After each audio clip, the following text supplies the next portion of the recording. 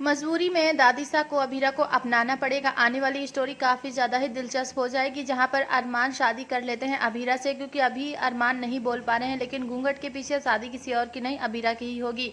आने वाली स्टोरी काफ़ी ज़्यादा दिलचस्प होगी। अगर आप इसके बारे में जानना चाहते हैं तो आप हमारे चैनल को अभी सब्सक्राइब कर लीजिए, वीडियो को लाइक और शेयर अभी से कर दीजिए, जहां पर आप ये देख पाएंगे कि अभीरा और अरमान एक दूसरे से प्यार करते हैं, लेकिन अरमान अभी भी बोलने की हिम्मत नहीं रख पा रहे हैं कि वो अभीरा से प्यार करते हैं, क्योंकि अभीरा को बहुत ही ज़्यादा परेशान कर देती हैं दादीसा और कहती हैं कि तुम इस घर में नहीं रह सकती हो अभीरा, क्योंकि तुम्हें मैंने बुलाया ही नहीं। तब बोलती हैं कि मैम आपने ही तो मुझे बुलाया था ना, मैं आपकी वेडिंग प्लानर हूँ।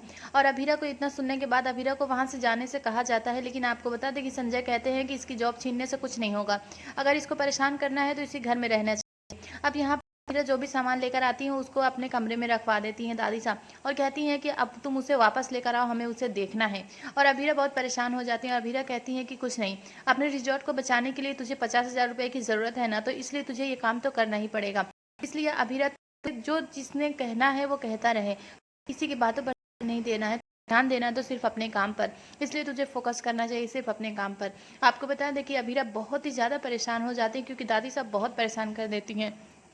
तभी माधव भी समझाते हैं और कहते हैं कि ऐसा मत करो, अगर ऐसी बात है तो उसे जाने दो, यहाँ से तुम लोगों को परेशान नहीं करना चाहिए, क्योंकि अभीरा कभी गलत नहीं थी। तो बोलते हैं कि वो इतनी खुशियाँ लेकर आई है, 4 कांटों के साथ 1-2 फूल भी आ जाए इससे मायने नहीं रखते हैं। इसलिए जो भी हुआ है उसमें अभीरा की ही गलती है, हम इसको कभी भी इस घर में नहीं रहने देंगे। लेकिन आपको बता दें कि दादीसा का ये जो सपना है वो अधूरा रह जाएगा, क्योंकि अभीरा उसी घर में बहू बनकर वापस से पहुंच जाएंगी, क्योंकि ये सब कुछ कोई और नहीं अरमान करने वाले हैं। तो यहीं पर आप ये भी देखेंगे कि अब रूही को इनसिक्योर फील होता है, लेकिन अभीरा को परेशान करने के लिए रूही जानबूझकर अरमान से बातें करती, उनके करीब जाती हैं। तो आप ज़रूर ये बताइएगा कि रूही की हरकतें आपको कैसी लग रही हैं।